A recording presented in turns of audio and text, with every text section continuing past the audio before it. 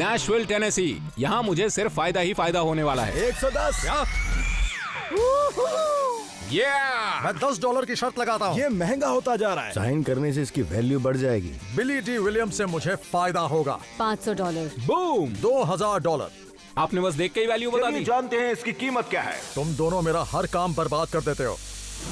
करोड़ों का सामान हर रोज दुनिया भर में एक से दूसरी जगह ले जाया जाता है। उनमें से कुछ चीजें खो जाती हैं या कहीं छूट जाती हैं और ऐसी ही अनक्लेम्ड चीजों को ऑक्शन में बेच दिया जाता है। हमें इससे हजारों डॉलर का फायदा होगा। ये है बैगेज बैटल्स। हम नैशविल टेनेसी के म्यूजिक सिटी ऑक्शन में जा रहे हैं। ये हमारी फेवरेट सिटीज में से एक है क्योंकि यहाँ कमाल का म्यूजिक और हर तरह की कीमती चीजें मिलती हैं। नैशविल एक ऐसा शहर है जिसकी हिस्ट्री बहुत शानदार है, पर ये बहुत कम लोग जानते हैं। यहाँ विंटेज साइंस और अजीबोगरीब चीजें हैं। मेरे लिए ये साउथ अमेरिका में अब तक के बेस्ट ऑक्शंस में से एक है और लगता है यहाँ मेरा फायदा होगा।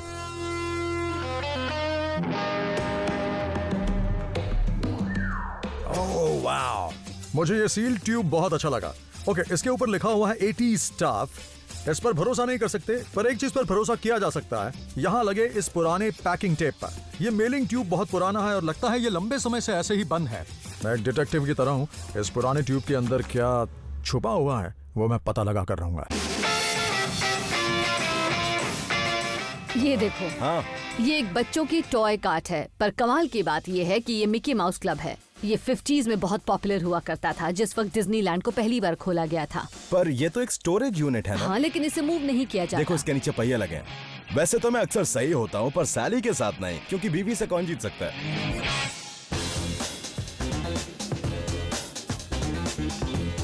ये बहुत इंटरेस्टिंग लग रहा है। इस पर सामने की तरफ एक बढ़िया सा पैच लगा है और लिखा हुआ है स्ट्राउड। स्ट्राउड एक कंपनी है जो बहुत हाई एंड ऑटो कंपोनेंट्स बनाती है, पर इसमें एक स्प्रिंग भी लगा हुआ है एंड में। ये कॉइल स्प्रिंग हो सकती है या सीट स्प्रिंग, पता नहीं क्या है, लेकिन मुझे नया ही लग रहा है। इसे तो मैं खरीद कर ही रहूंगा और यहाँ पर नाम लिखूंगा, यहाँ अपना नाम मार्क। ये तो हर एक स्टेट की लाइसेंस प्लेट का पूरा एक सेट है। Alaska, Arizona. इस कलेक्शन को पूरा करने में कलेक्टर को काफी वक्त लगा होगा। हो सकता है ये बहुत कीमती हो। ओह, ये तो बहुत बढ़िया लग रहा है। ये काफी पुराना है, पता नहीं इसे कैसे चलाते हैं। इसमें कोई कॉर्ड भी नहीं लगी है। इसमें लाइट्स जलती हैं जो शायद कलरफुल होती हैं और उनमें फ्लिपर्स होते हैं, पर इसमें तो ऐसा कुछ नहीं लगा हुआ है। मैंने पुरानी पिनबॉल मशीन्स को $15,000 में बिकते हुए देखा है और ये मशीन पूरी मैकेनिकल है। मतलब ये मशीन मामूली नहीं, बहुत ही रेयर और कीमती है। Mystifying Oracle. इस आदमी ने अपनी कंपनी पाकर ब्रदर्स को बेची थी और पाकर ब्रदर्स ने ouija बोर्ड बनाया था। मैंने ऐसे बोर्ड्स पहले भी खरीदे हैं, लेकिन इनके साथ मेरा एक्सपीरियंस बहुत अच्छा नहीं रहा। मैं इन चीजों में हाथ नहीं आजमा सकता, ये बहुत खतरनाक है, इसीलिए मैं इसे यहीं छोड़ दूंगा। हे बिली, क्या हाल है? ये अजीब बात है। हमेशा की तरह तुम उस चीज में इंटरेस्टेड हो जिसके बारे में मैं जानता हूँ। देखो, हमें इसमें इंटरेस्ट नहीं है क्योंकि हाँ, ये बॉक्स टूटा हुआ है, Come on। तो इस बेकार की चीज को कौन लेगा बिली? मुझे यकीन नहीं होता। मैं बस चाहता हूँ कि तुम इससे दूर रहो। हम दूर क्या, हम बहुत दूर रहेंगे, क्योंकि ऐसी चीज डब्बा है। तुम ऐसा 100 बार बोल चुके हो और हर बार मेरा नुकसान करते हो। तुम दोनों मेरे लिए बहुत बड़ा सरदर्द हो, समझे? ये बोर्ड गेम बिल्कुल बेकार है, इसलिए मैं इसे लेने वाला नहीं था, लेकिन बिली को परेशान करने के लिए मैं बोली जरूर लगाऊंगा। मैं लॉन्ग आइलैंड में रहता हूँ, वहाँ कई सर्फर्स हैं, गिलगो बीच है। बस जानना यह है कि इसे मैं नैशविल में कैसे बेचूंगा। यहाँ का सबसे नजदीकी बीच तो कई घंटों की दूरी पर है, तो एक सर्फ बोर्ड यहाँ क्या कर रहा है? नैशविल में सर्फ बोर्ड होना जुपिटर पर वॉफल मेकर होने के बराबर है, यानी कि बेकार। पर अगर मैं जुपिटर पर वॉफल मेकर्स बेच पाऊंगा तो अमीर हो जाऊंगा। ब्रेकफास्ट किसको नहीं पसंद? ये देखो, ये क्या है? ये एक शीट है जो किसी प्रिंटिंग प्रेस से आई थी। तो ये उस शीट की फोटो है क्या? क्योंकि ये तो नहीं। स्पैम तो कैन में होता है ना? हाँ, स्पैम वो तो कैन में होता है। ये स्पैम कैन्स की शीट है जिसे काटा नहीं गया। स्पैम एक कलेक्टिबल आइटम है। ये एक ऐसी चीज है जिसके होने पर कई लोगों को यकीन नहीं होता, इसलिए लोग इसे खरीदते हैं। हेलो मार्क, क्या हाल है? हाय, कैसे हैं आप? ओह, क्या बात है। तो आपको ऑक्शन में और क्या क्या अच्छा लगा? हमें तो सब देखो, कुछ अच्छा लगा। हम यहाँ बिजनेस करने आए हैं, तो अगर तुम्हें जानकारी चाहिए तो उसके पैसे लगेंगे। तो 2 स्पैम के कैन कैसे रहेंगे? वो तो नहीं मिलेंगे।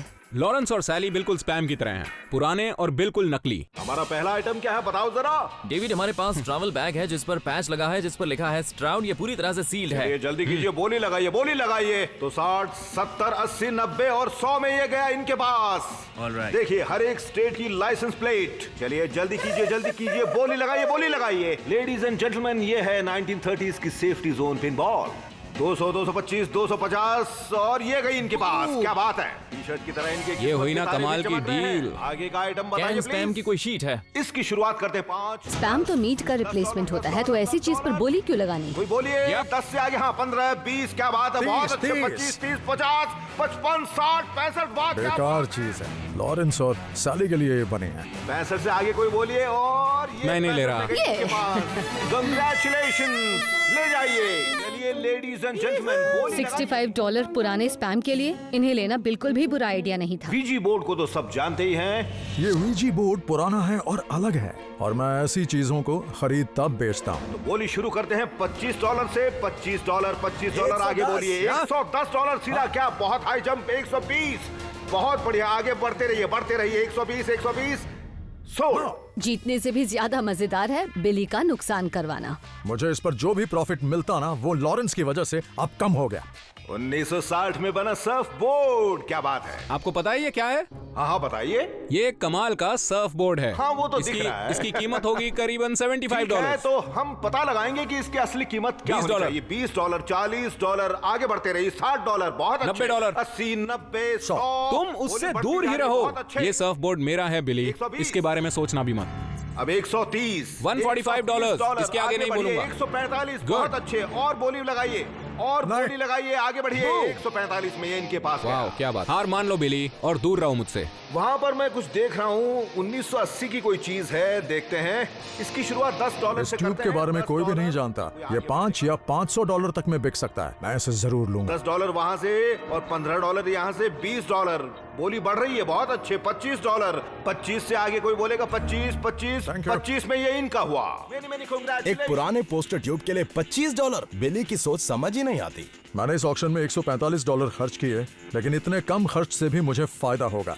सच कहूं तो मुझे इससे बहुत बड़ा फायदा होगा। यहाँ लिखा है ओरेकल बोर्ड। इसे वीजी से पहले ओरेकल ही कहा जाता था। इसकी डेट जानना आसान है। इसकी डेट यहाँ पर लिखी हुई है 1938। ये इतने साल पुराना होने के बावजूद बहुत ही अच्छी कंडीशन में है। ये लकड़े का बना है, ये पार्टिकल बोर्ड नहीं है। मैंने इसके $120 दिए, मुझे इसके कम से कम 3 गुना ज्यादा मिल जाएंगे। मुझे ऑक्शन में कई बॉक्सेस मिले जिनके अंदर क्या था मैं देख नहीं पाया, पर ये एक ट्यूब है और ये बहुत भारी है। ये बहुत कीमती हो सकता है। ये पुराना है। इसका पैकिंग टेप 1970s का लगता है। साइमंस रूम, पता नहीं इसका क्या मतलब है। 80 स्टफ, पता नहीं इसका भी क्या मतलब है।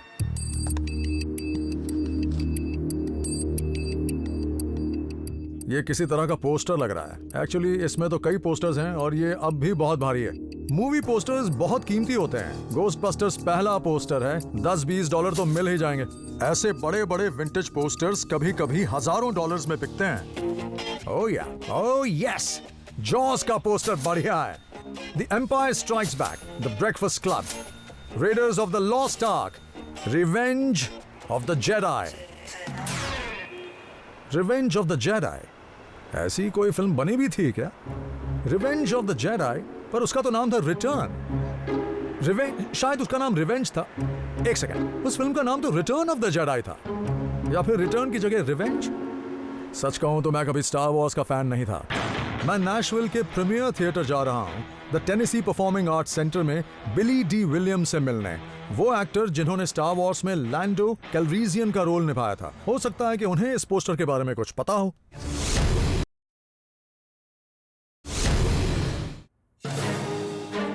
ओह हे, हेलो मिस्टर विलियम्स, अब इस पोस्टर की जो भी कीमत हो उसे बढ़ाने का मेरे पास एक बहुत अच्छा प्लान है। ये आपको कहाँ से मिला? ये मुझे एक ऑक्शन में मिला और ये बाकी पुराने पोस्टर्स के साथ रखा हुआ था। Oh wow, revenge of the Jedi, ये तो कमाल हो गया।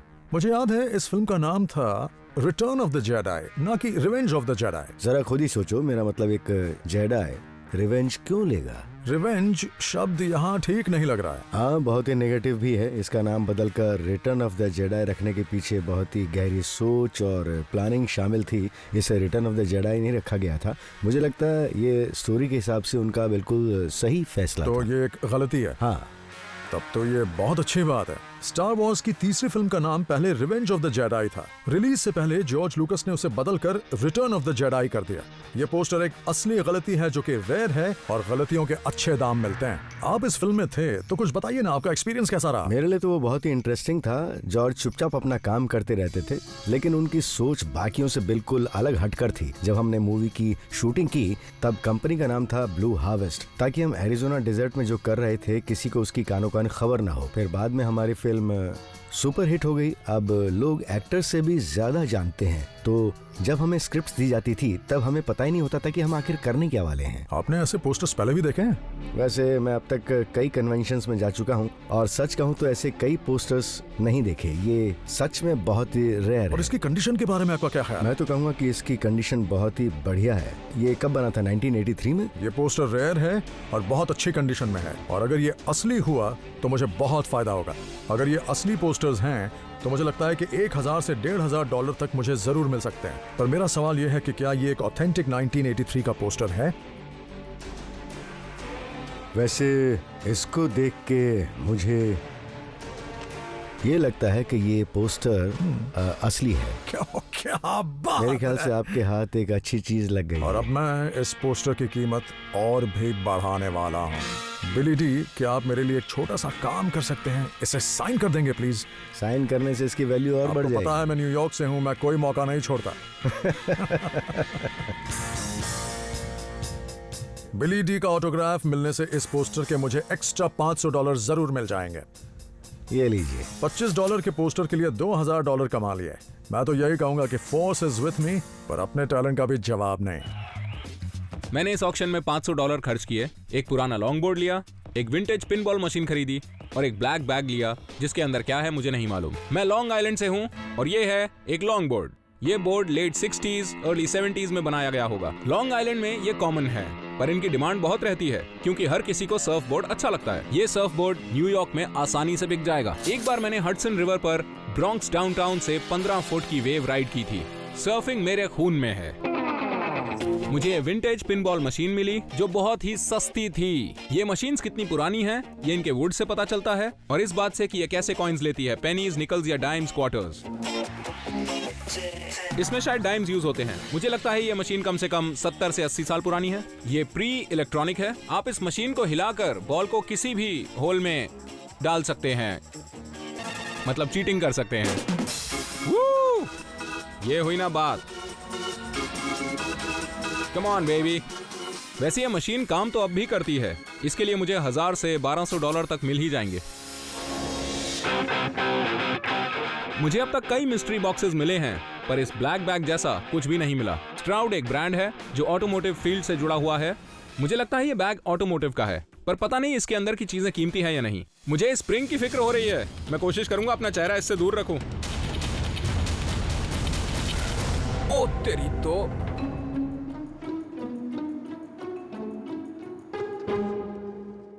ये क्या है? मुझे समझ ही नहीं आ रहा। ये स्प्रिंग मुझे बिल्कुल भी समझ नहीं आ रही है। ये बहुत भारी कैनवस है, इसके नीचे एक एल्यूमिनियम शीट है। मुझे खुशी है ये अच्छी कंडीशन में है, पर ये नहीं पता कि ये है क्या। मैं इस ब्लैक बैग को क्लार्क्सविल स्पीडवे ले जा रहा हूँ जो नेशविल के पास है। मैं अपने दोस्त टॉमी हैरिस से मिलूंगा। वो एक ड्राइवर हैं और उन्हें कार से जुड़ी हर एक चीज की बहुत अच्छी नॉलेज है। हे टॉमी। हे क्या लेकर मुझे खुद नहीं पता कि ये है क्या, जरा देखोगे? ये एक पैराशूट है। आपने बस देख के ही बता दिया। ड्रैग रेसिंग के लिए पैराशूट। इसमें कार 240 से 320 किलोमीटर प्रति घंटा की रफ्तार से दौड़ती है, तो ओवरहीट से बचना जरूरी और है। अगर ऐसा कोई पैराशूट ना हो तब क्या होगा? ड्राइवर दोबारा नहीं दिखेगा। ड्रैग रेसर्स अपनी कार को बेहतर बनाने के लिए हजारों डॉलर्स खर्च करते हैं। एक top of the line parachute से मुझे बहुत फायदा हो सकता है। अगर ये ट्रैक पर अच्छी तरह काम करेगा तो इसकी क्या कीमत मिल सकती है? देखो ये काम तो करेगा, इसकी कंडीशन अच्छी है, तो तुम्हें इसके लिए $800 मिल सकते हैं। नाइस। $800? मैंने जितना सोचा था ये तो उससे भी ज्यादा फायदा हो गया। तो अगर ये पैराशूट नहीं खुला तब क्या होगा? अगर ब्रेक्स काम नहीं कर पाएंगे तब ये कार ट्रैक्स के आखिर में लगे उन पेड़ों से टकराएगी, तब पैराशूट को खुलना ही होगा।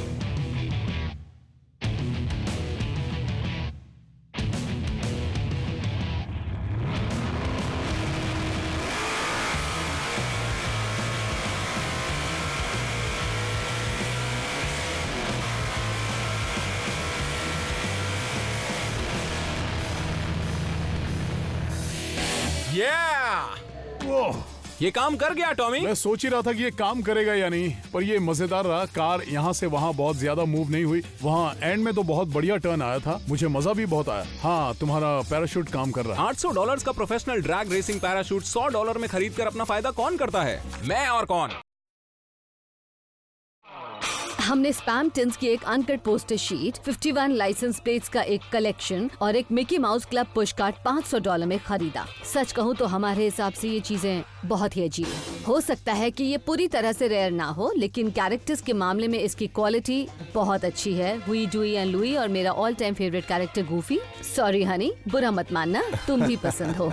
Authentic mid century Disney items बहुत मजबूत होते हैं, कई सालों के बाद भी वो वैसे ही रहते हैं।